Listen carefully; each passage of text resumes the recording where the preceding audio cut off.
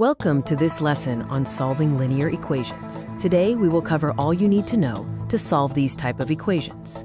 Linear equations are fundamental in algebra. They appear in various fields of math and real-life applications. A linear equation is an equation between two variables that forms a straight line when plotted on a graph.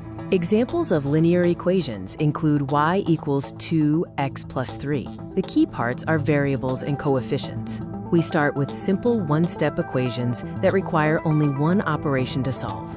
To solve, you'll need to isolate the variable. Adding or subtracting the same number from both sides keeps the equation balanced. Sometimes you'll need to multiply or divide both sides by a number to isolate the variable. Now let's move on to equations that require two operations.